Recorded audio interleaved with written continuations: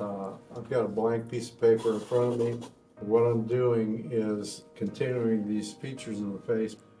This is 18 by 24 regular surface drawing pad, about 70-pound paper, which is fairly normal drawing paper. It's a little bit more expensive than newsprint, which might be used also for just demonstration purposes.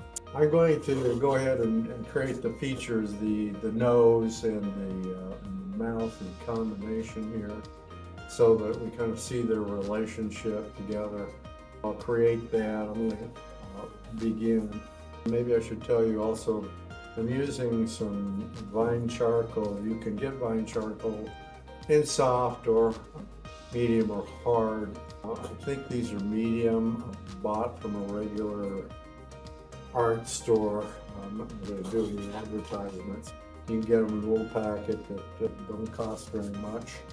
I've got some thicker charcoal that I'll probably be using in this demonstration. These are all charcoal sticks. I've got a fat piece of paper, charcoal, and a thin stick of vine charcoal. They create this stuff by putting wood literally in an oven, extracting the oxygen so that it doesn't turn into ashes. It just turns into charcoal.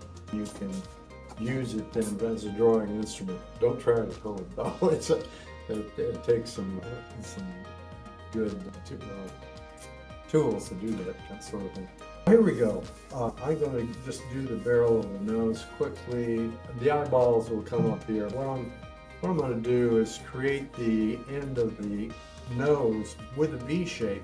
Now, generally speaking, when I do this, and I will do it on the larger, I will actually, this is the end of the nose before it turns into shadow. You have an extraneous line here for the nostrils.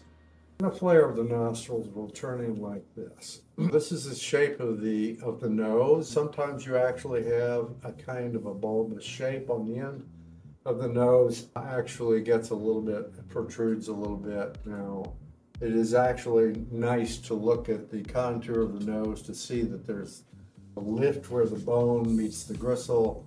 It comes down here and creates its own shape. You have to look at your individual features and so forth, your model, in order to really get that stuff straight. I'm going to create the nostrils that come down to the septum, then the flare of the nostrils will curve around those.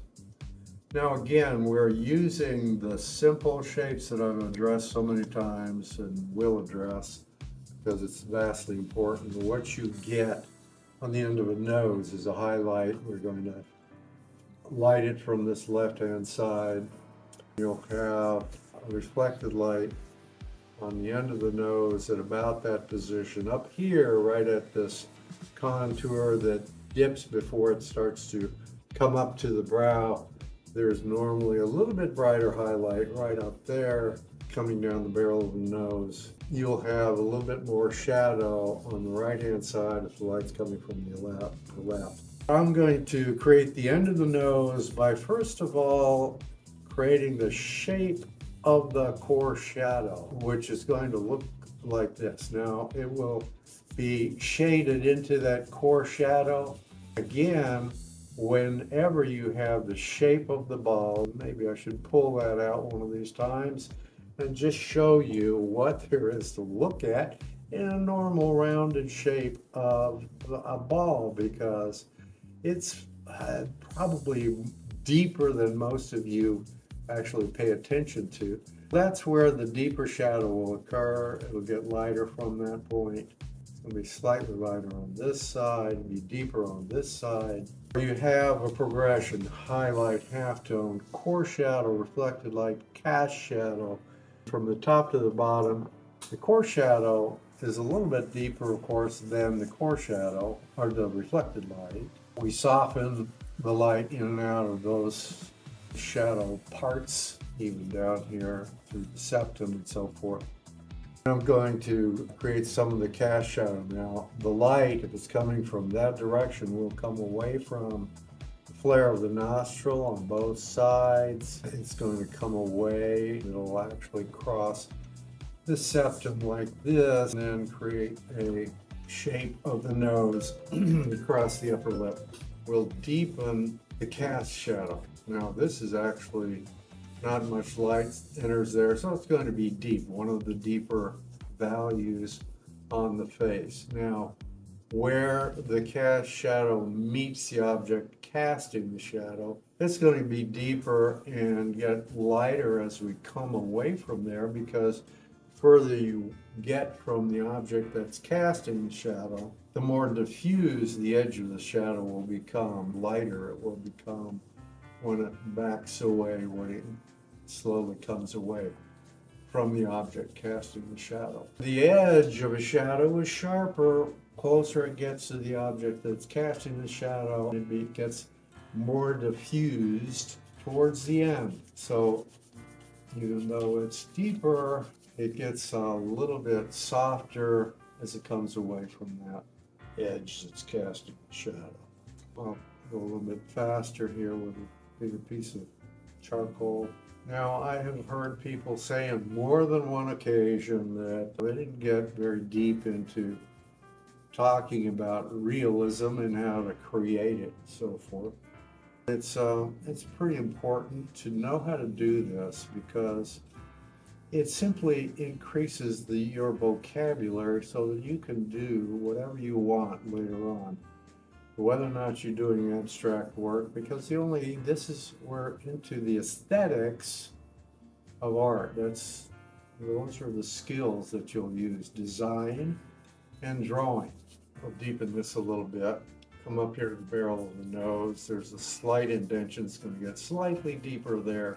Diffuse as it comes up on the light side, because we have a form here that will have a highlight, a halftone. In this case, it's not a cast shadow because it's a receding form. It just gets a little bit darker because the shape actually dictates how much light is falling on that part. Now, again, we're going to have a little bit of a core shadow coming down the barrel of the nose. This side, we're going to get into the halftone a little bit more. It's going to be a little bit deeper on this side. The fact that we geometricize this a little bit before we start to put in all the shapes really helps you to get more control over that shape, which is otherwise quite bulbous. You wonder just exactly how to approach it, because you don't know. So you have to, even in your mind, geometricize what you're doing. Highlight, light, halftone, core shadow. You may even have just a slight overlap here. The light will be brighter because there's a slight indentation here that comes away from the nose, meets the edge of the face. This helps you grasp a little bit what the form looks like and what to look for as you try to create these forms and process. Again, you have to look at the model to see what the variations might be, what the light conditions might also dictate. When we get down here, now we're drawing large here. We want to try and actually show the shape of the mouth. Well, I don't know if I've got enough room, so I'm actually going to switch pages, and then we'll pull this all together in one